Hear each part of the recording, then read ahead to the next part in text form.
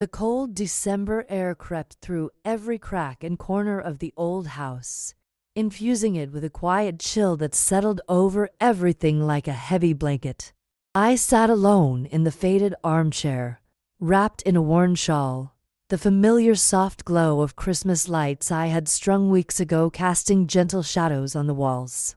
Their steady flicker was a fragile reminder of brighter days, days when this house was alive with warmth, with laughter, with a sense of togetherness. Outside, a thick layer of snow had silenced the neighborhood, blanketing the world in white, muffling all the sounds I once took for granted. But inside, the silence was heavier, more profound, more unforgiving. Around me, the holiday decorations stood as silent witnesses to a life I wished was still real. The pine wreath on the front door, once full and fragrant, now looked a little faded but still held its place defiantly. The tall, carefully decorated Christmas tree, adorned with ornaments collected over decades, stood pressed into the corner, each trinket a whispered memory of a past time.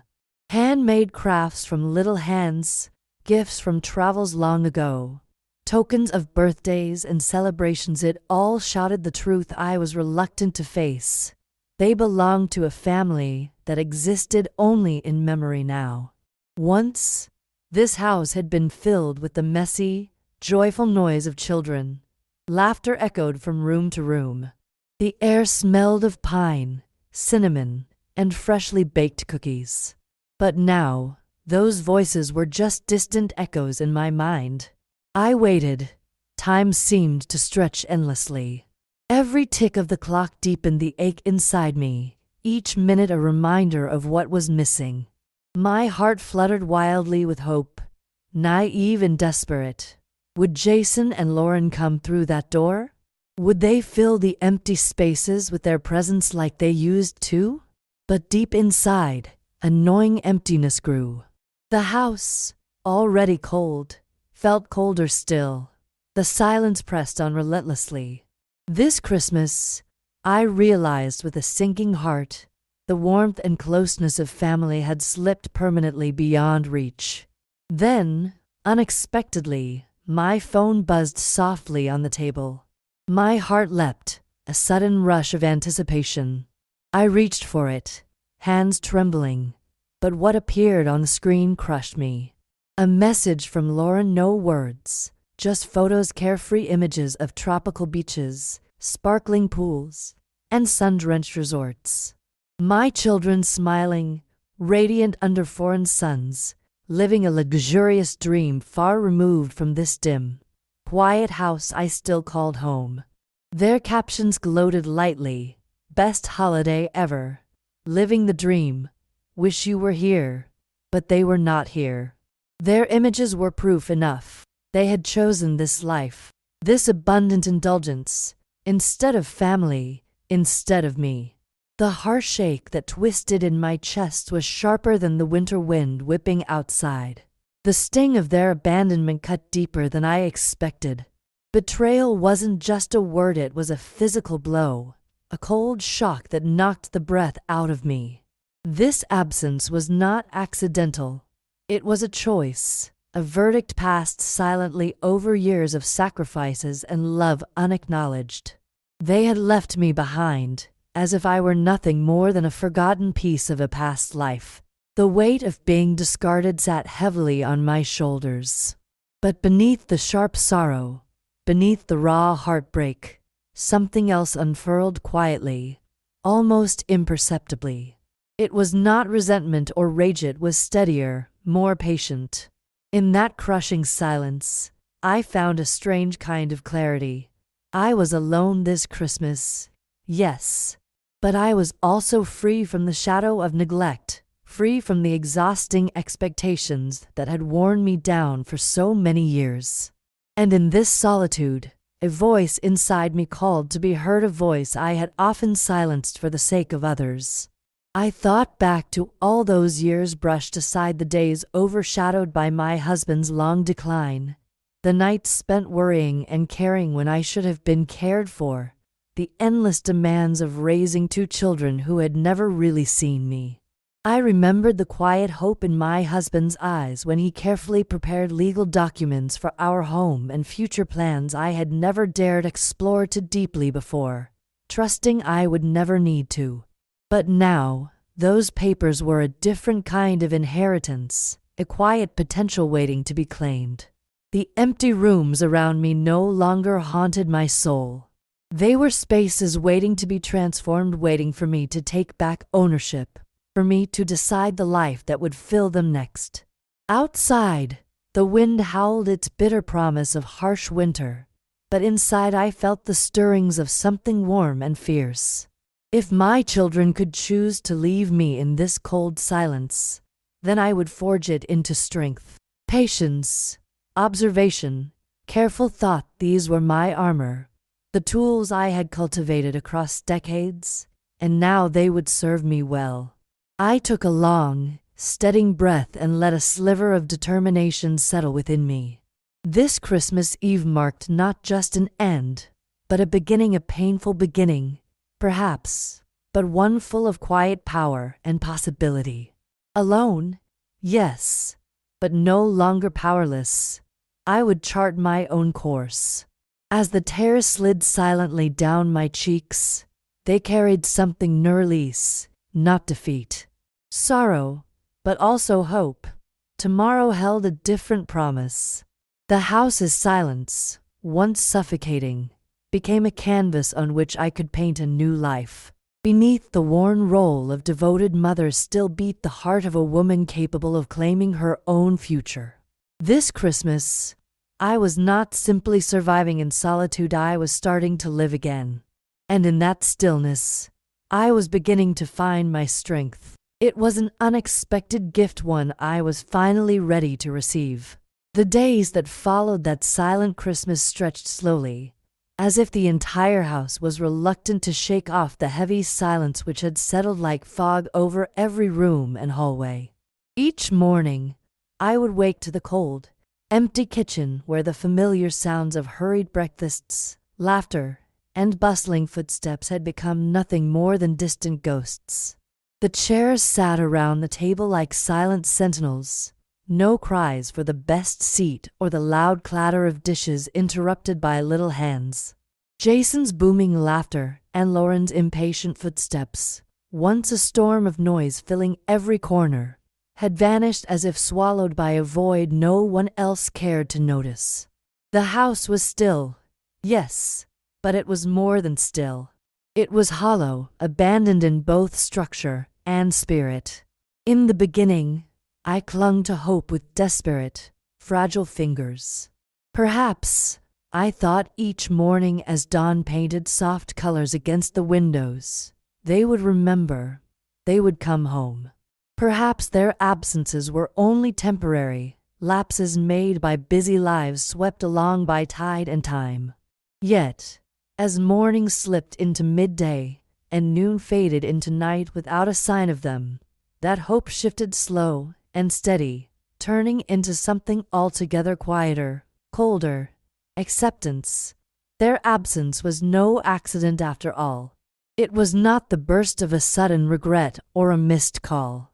It was a deliberate choice, a silent verdict issued in favor of luxury, career ambitions, new families, and me left behind.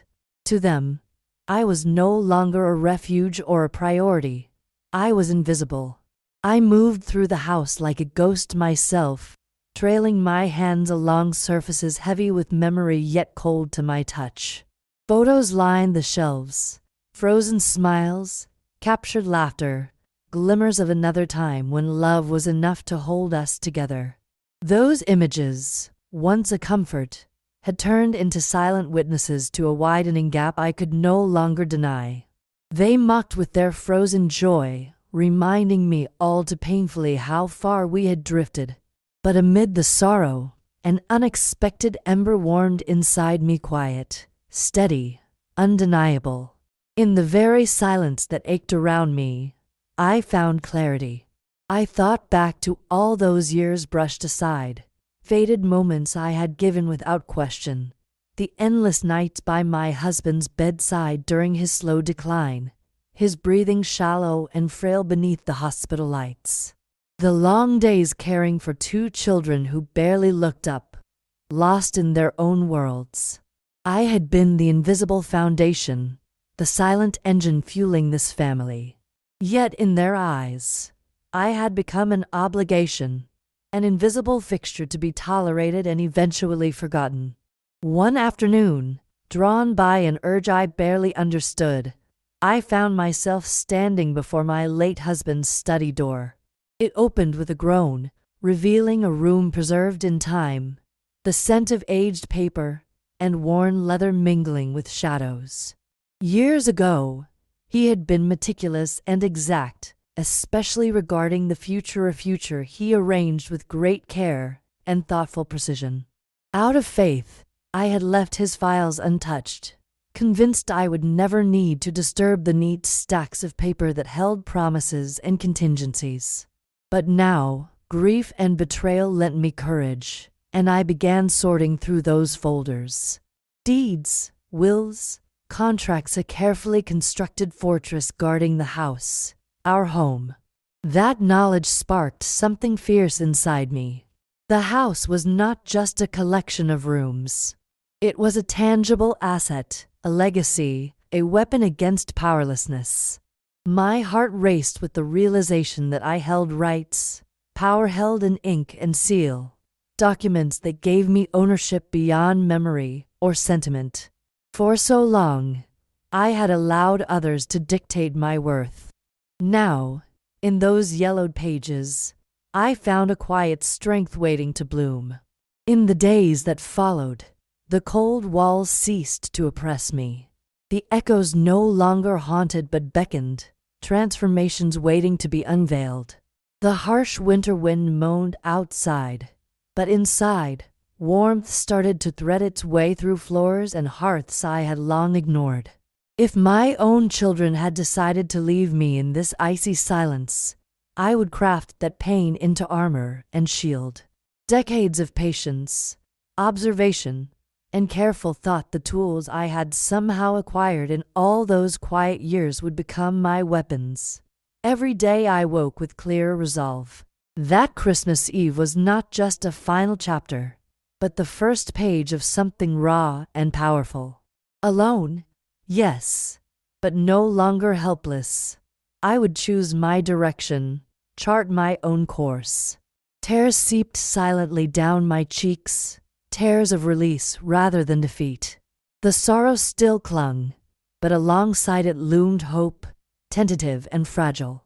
The silence that once suffocated became my canvas, vast and unspoiled, waiting for me to paint a new story onto its surface. Beneath the worn skin of a devoted mother who had long been taken for granted beat the heart of a woman ready to step forward, to reclaim voice and agency. I knew the road ahead would be far from easy. Betrayal is more than wounds to the heart. It's entwined with harsh societal threads, mothers as endlessly forgiving, invisible pillars unseen for their own strength. Jason and Lauren had assumed I would remain silent, available forever. But that silence was breaking. I was ready for change. Quietly, thoughts began to bloom into plans. Not wild ideas, but thoughtful, deliberate steps. My husband's legacy was more than what lay in dusty files. It was etched in connections, whispered names of friends and acquaintances who might help me breathe new life into this house. I resolved to seek those channels, to weave together a plan that would make the silence they left behind a place of renewed purpose. The memories I treasured of laughter, hope, and love became fuel. Those bricks I would lay stones upon, forgetting betrayal, and building something new and unshakable. The house that had been my prison would become my fortress, a place not simply to endure but to rise and thrive.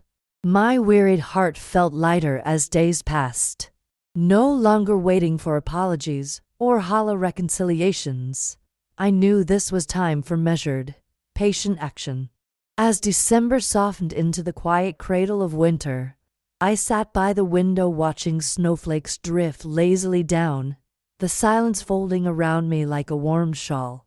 In that stillness, I practiced the words I would one day say, words that would mark a new chapter, not just for the rooms around me, but for the life ahead. I was no longer invisible, no longer taken for granted. Alone, yes, but never powerless. This was my time.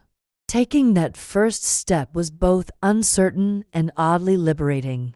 I quietly reached out to Samuel, a retired Hollywood producer my husband had once mentioned in passing, an acquaintance I had barely known until now. I barely dared hope that this tenuous connection could lead somewhere, but needing a path beyond my own four walls, I dialed his number with a mixture of hesitation and cautious resolve. Samuel's voice was calm and assured, the tone of someone who had weathered much chaos in his career. When I explained the house's story, my wish to breathe new life into it, he didn't doubt me or brush me away. Instead, he asked practical, thoughtful questions. The layout, the quirks, the history. It was as though he instantly saw the house's potential, glimpsing the beauty behind years of dust and shadows long before I had. What followed was a whirlwind of activity so unlike the silence I'd grown accustomed to.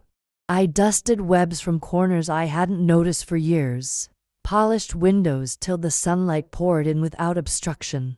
Each wiped surface chased away the cobwebs not only from the house but from the sadness that weighed on me. This place was no longer a mausoleum of memories. It was a blank slate, a canvas offering the chance not just to survive, but to flourish. I began to furniture the rooms with ideas, scenes unfolding beneath the familiar creaks of the staircase. Within the glow of the grand fireplace, the heart of countless family gatherings, and through the garden that had witnessed every gentle blush of spring and fiery autumns. Imagining filmmakers' crews setting up their lights and cameras, my once forgotten rooms felt alive with possibility. Alongside the physical preparation, a subtle but steady confidence grew inside me. This was a part of myself I hadn't seen or acknowledged for a long time, the part that dared to envision a future beyond the neglect that had become my shadow. I imagined, with quiet satisfaction, that one day I could confront Jason and Lauren not with anger or hurt, but with the calm empowerment of someone who had quietly taken charge of her life. Then the practical side of things began. Samuel sent me contracts and guidelines for renting properties to film crews. I read through pages filled with unfamiliar terms: liability, security deposits, use agreements. But alongside the confusion was clarity. My husband's careful legal preparations had left me more than a home, they had left me the means to govern it. With Samuel's guidance, I listed the house on a platform specializing in unique film locations. I proudly uploaded photos I had taken during house cleaning and restoration, capturing the charm I'd rediscovered. That moment when I hit submit felt less like a small step and more like planting a flag. If only I could have seen then how significant that quiet act was. Responses came slowly at first. Each inquiry, each request for more information, was a small beacon against the long darkness I'd endured. I answered with unexpected firmness, negotiating terms with care, surprised by the strength I discovered within. This was no longer the silent mother who had always yielded. This was a woman who recognized her home's worth and her own. As preparations continued, so did my transformation. Organizing closets, repairing worn wallpaper, tending neglected garden beds, the house was healing. And so was I. The weight of years of being invisible started to mellow and give way to a growing sense of agency. One quiet afternoon, I found a dusty box filled with memories: Jason and Lauren's childhood toys, drawings, and carefully saved school projects. Instead of letting sadness flood me, I gently packed those precious things away. It was a symbolic act, a way to honor love but release its hold over me. I was choosing the future over the past. With each passing day, my posture changed subtly but surely. I walked these halls not as a shadow of my former self, but as a queen returning to claim her kingdom. Quiet, assured, and unyielding, I moved with a purpose that could not be ignored. I approached this new life with patience, understanding that transformation was a slow dance. The film crews would bring noise and temporary chaos, but also much-needed income, the steady kind that could restore not only walls, but my own stability. I imagined the front door's key safe in my grasp, a symbol of control and renewal. Finally, the day arrived. A modest film crew pulled up into the driveway, unloading cameras, lights, cables, and a flurry of people who inspected every inch of the house like treasure hunters. I stood back, carefully controlling my expression while a quiet fire burnished inside me. This house, once silent and deserted, now throbbed with the pulse of creation. I roamed through the busy rooms, trails of energetic chaos weaving between old memories and fresh possibilities. The noise no longer felt intrusive. It was an anthem of rebirth. Watching the crew work, I began to see the house as others saw it, full of mystery, character, vibrant life. Amid the filming, I began subtly clearing the last heavy traces of the past, packing away boxes of toys, removing faded photographs that anchored me to old sorrows. This wasn't a rejection, but a gradual easing of old ties. Each box closed with care was a burden lifted, space freed for the woman I was becoming. I monitored the rental fees as they quietly trickled into my bank account. More than money, those deposits marked a reclaiming of power, the house as a source not only of shelter but of strength and autonomy. I held on to that feeling tightly. This newfound confidence unfurled within me gently but insistently. My power was not loud applause but steady, like floorboards settling under firm feet. The load of years of neglect slowly eased, replaced by resolve to live wholly on my own terms. In learning to dance this delicate renewal, I discovered something that had long eluded me. True empowerment often lives in quiet acts of bravery and weaving old threads into new beginnings, in carving out space with steady calm. It asked not for spectacle, but courage. So amid the hum of cameras and scent of fresh paint, I settled into a rhythm refreshingly mine. The house, my sanctuary, and I had ceased to be prisoners of betrayal. We brimmed with promise, balanced on the edge of a future no longer shaped by Jason or Lauren. With deliberate, silent steps, I had begun a return that was both gentle and defiant. It was the reclamation of a life, a home, and a self, a beginning crafted without fanfare but no less powerful for it. The day the filming crew arrived, the house buzzed with an unfamiliar energy, a mixture of purpose and chaos that filled every corner.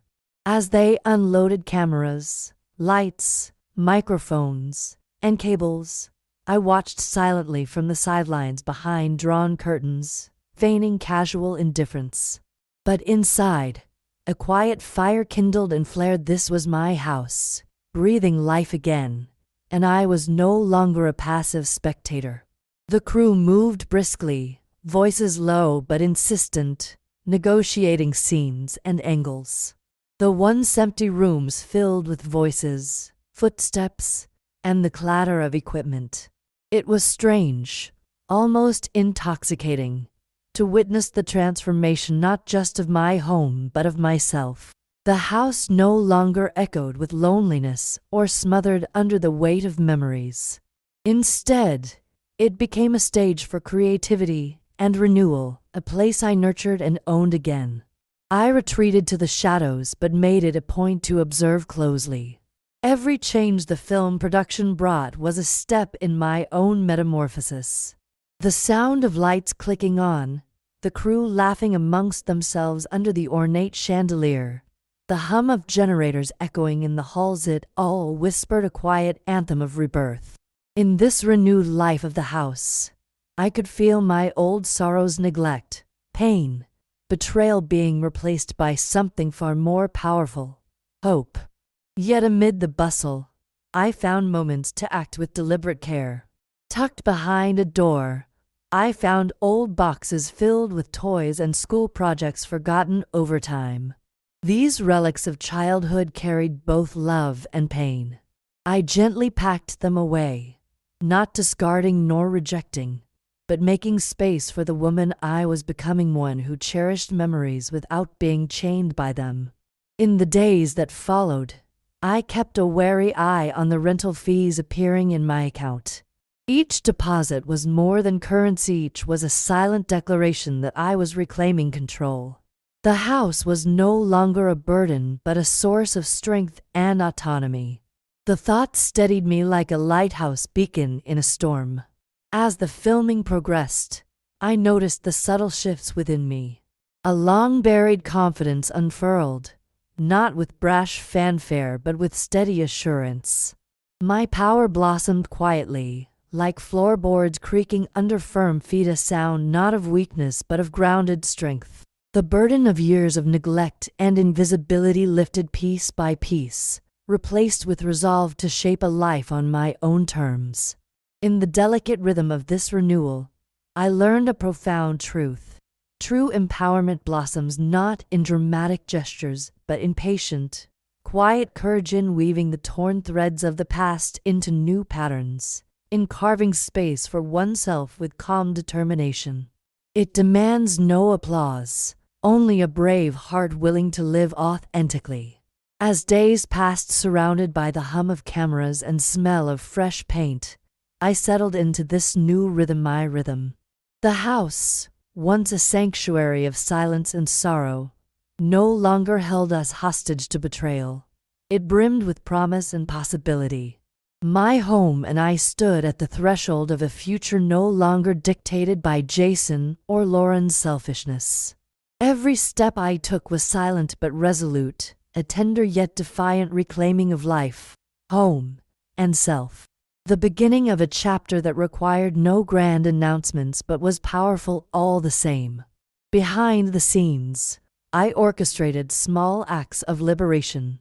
I carefully emptied drawers once cluttered with my children's things, drawings, toys, trinkets that bore the weight of years. None of it was discarded violently. Instead, each item was folded into storage, a quiet farewell to bygone days. The house felt lighter with every box I sealed, every photograph gently removed from the walls. With them went the invisible chains of duty and disappointment. I was clearing not just space but also my heart, making room for resilience to grow. Occasionally, I caught myself smiling, a flicker of warmth rarely experienced in recent years. This was more than a home being restored. It was my spirit being rekindled. The crew never paid much attention to me, which suited me perfectly. I preferred to observe, to listen, to soak in the vitality without disrupting the flow. From quiet corners, I watched painters brush fresh coats onto faded walls, electricians adjust lights for perfect angles. Life was returning to each room, and I felt deeply connected to this gradual reawakening. One afternoon, as the sun filtered softly through newly cleaned windows, I stood in the garden surveying the world blossoming around me. The once overgrown shrubs had been trimmed, the flower beds refreshed, and the path to the back gate cleared. It was a physical manifestation of my own growth, entangling the wild, nurturing life where it had almost faded. Money flowed in steadily from the filming, not extravagantly, but enough to remind me that independence was not a dream but a tangible unfolding reality. I used this income carefully, repairing a leaking roof, installing better heating, buying fresh curtains, and small luxuries I'd long denied myself. Each purchase was a silent act of self-kindness and assertion, staking claim to this next chapter. I noticed how neighbors looked at me differently now, perhaps sensing the quiet resolve radiating from within. The woman who wasn't merely the widow or the abandoned mother, but a living force quietly commanding respect. By nighttime, when the house grew still again, I would sit by the fire, sipping tea and reflecting on the transformations taking place. The walls, once holding memories of silence and neglect, now resonated with hope and possibility. Here, in this reclaimed refuge, I found both peace and purpose. There were moments, of course, when loneliness crept in, the hollow ache of a home not shared with my children, the absence of their voices and footsteps. But those moments, once overwhelming, had softened. I learned to hold the pain gently without letting it consume me. I realized that my solitude was not barren but fertile ground for growth. In this quiet space, I was rediscovering myself, my passions, strengths, and ambitions suppressed too long. The woman who had carried so much alone was beginning to rise, not in spectacle, but in quiet dignity. And as the film wrapped up and the crew prepared to depart, I felt a bittersweet pride. The house had served its purpose beautifully, and so had I. The rooms, now clean and vibrant, seemed to breathe with new life that promised endless possibilities. I stood at the doorway, watching the last of the equipment load onto trucks, a finality wrapped in hope. This house was no longer a symbol of loss but of empowerment and resilience. The keys I held were keys to my future, a future I would live on my own terms. In that moment, I knew this was just the beginning. Encouraged by quiet courage and steady resolve, I was ready to face whatever would come next, confident in the strength I had found not in noise, but in stillness. Christmas arrived again, but this time, the season felt different, heavier with a quiet tension I could no longer ignore. Jason and Lauren came back from their extravagant vacation, their faces still glowing with the afterglow of indulgence and distance. They strolled up the familiar path, their steps light and expectant, as if nothing had changed, as if they could slip back into their roles without consequence. But the house they approached was transformed. It was brighter, more orderly, filled with a calm strength they didn't expect. And behind the solid door stood a woman they no longer controlled. I opened that door with steady hands, steady breath, the calm confidence that years of quiet planning had nurtured in me. Their smiles quickly faded, replaced by expressions I had never seen before, not with the warmth or welcome they expected, but with something unsettlingly firm. The invisibility I once wore like a veil was gone, stripped away by time and resolve. In its place was a presence both dignified and unyielding. Jason's confident smirk faltered as he glanced around the rooms that had once belonged to his childhood, now shining, well cared for, a home reclaimed. Lauren's eyes searched frantically for the remnants of the past, the careless mess, the shadows of neglect, but she found only light and order. I watched their confusion deepen into shock, and the spark of unease in their eyes. Their voices came first, tentative, coated with forced cheer, the facade of normalcy desperate and transparent. They asked about Christmas dinner, about how I was holding up, about the traditions they once ignored or took for granted. But their words hit an invisible wall I had constructed, a barrier built not of anger but layered with years of silent endurance and newfound strength. I chose not to answer their superficial inquiries. Instead, I spoke truths they tried to avoid. I told them the house was no longer theirs to take without care or acknowledgement, that I had reclaimed not just the property but the spirit and heart of the home. I told them this house, my house, was now a place where I held all the keys, legal and emotional. and that they no longer had the privilege to command or diminish it. Their faces tightened like the snapping of a taut string. Jason, usually so assured, stumbled awkwardly when I mentioned rental agreements, contracts, the legal binds that now govern the property. Lauren's initial confidence faded as she realized the magnitude of the shift. The power she had taken for granted was slipping from her grip, as solid and irreversible as the renewed foundation beneath our feet. For the first time, they faced a truth long ignored, that actions have consequences. The sacrifices they once dismissed, the abandonment they treated lightly, all were neither forgiven nor forgotten. They tried to mask their discomfort behind the familiar armor of arrogance and indifference, but those old defenses failed against the woman standing before them, a woman reborn from silence and betrayal. I lowered my voice, letting the weight of every word settle into the room with deliberate clarity. "This house moves forward with a new story," I said softly but firmly, "a story I write without your permission or presence." Each syllable carried the calm authority of someone who had spent years preparing to reclaim what was hers, a declaration that resonated deeper than any shouted confrontation. They tried futilely to regain the roles they had lost, to reclaim the dominance they once held. But the power was broken, shattered not in anger or violence but through quiet endurance and unwavering resolve. I was no longer the woman who waited silently for their approval or acknowledgement. I was a force forged quietly but fiercely, the mother they ignored who now stood fully in her strength. Their visit was brief and thick with unspoken tension. Apologies came too late, hidden behind half-hearted words, and the silent hope that the wounds might be smoothed over with convenience rather than genuine remorse. But I had learned I was owed more than empty phrases. I deserved respect, truth, and justice for the years they left me behind.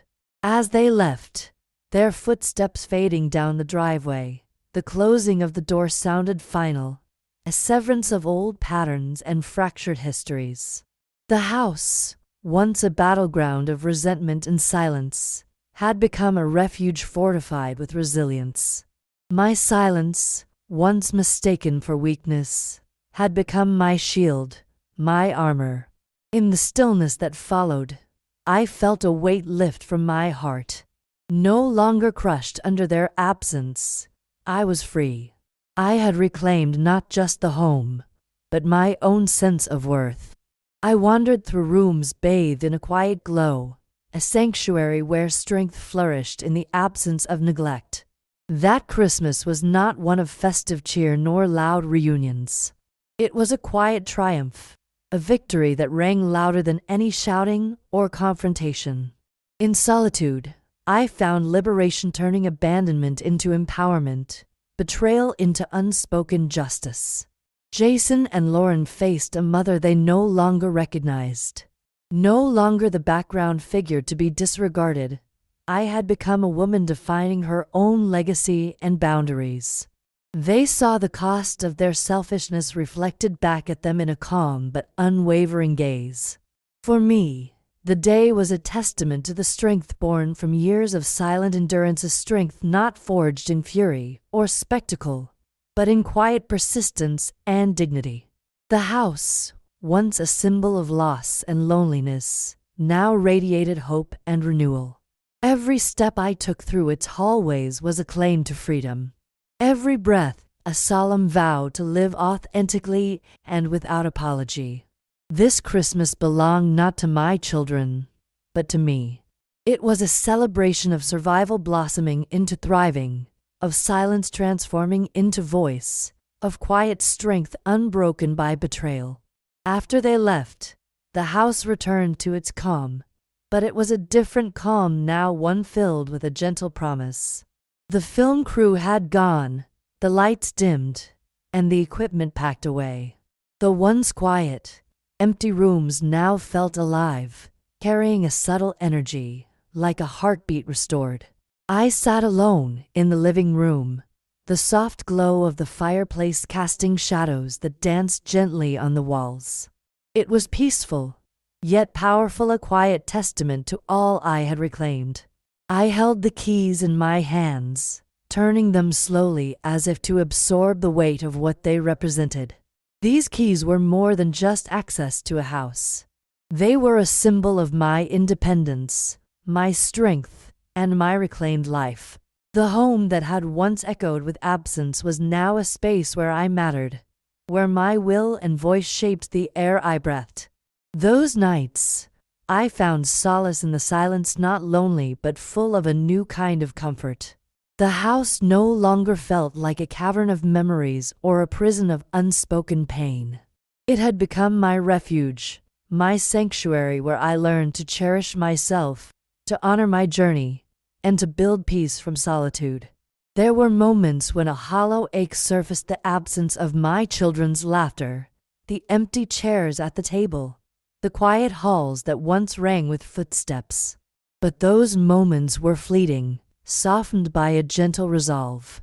I learned to cradle the pain like a fragile thing, acknowledging it, but refusing to let it consume me. It no longer defined me. In this space alone, I began rediscovering the parts of myself left buried under decades of sacrifice, passions dimmed, ambitions set aside, and a strength that had lived patiently beneath years of quiet endurance. There was no grand revelation, no dramatic awakening, just a steady rising, like the sun pulling light from darkness. The woman who had carried so much alone, who had been forgotten and overlooked, was beginning to bloom quietly in her own right. The house, full of light and warm shadows, became a sanctuary where I nurtured this rebirth. I found joy in small things, tending to the garden where new blossoms breathed life into the cold earth, savoring the aroma of fresh coffee brewed for one, and wrapping myself in soft blankets as winter winds howled outside. These simple acts were victory in themselves. I realized that thriving did not require the presence or approval of others. It came from within, from the steady heartbeat of persistence, from the quiet courage to hold on when it seemed easier to let go. As days slipped into weeks and the seasons began their slow turn, I sat often by the window, watching the world move around me. The snow melted to reveal green shoots. The sun whispered promises through branches. I smiled at the thought that, much like nature, I was changing, growing stronger despite the harsh winters I had weathered. This Christmas was unlike any I had known before. It was no longer marked by who was missing or who had hurt me, but by the woman who was rising. I was not just surviving, I was truly living. The silence that once crushed me had become a companion, offering space to breathe deeply and to listen to my own heart's steady rhythm. In solitude, I discovered a strength I had never known. I possessed a power rooted not in loud declarations or grand statements, but in the patience to heal, the wisdom to forgive myself, and the courage to move forward. With the house wrapped in quiet light and the soft hum of life renewed, I felt whole. The past, with its betrayals and pain, had not vanished, but it no longer held sway over my destiny. This was my home, my future, and my freedom. And in that quiet Christmas peace, I was grateful for the strength found in solitude, and for the hopeful dawn waiting just beyond the window.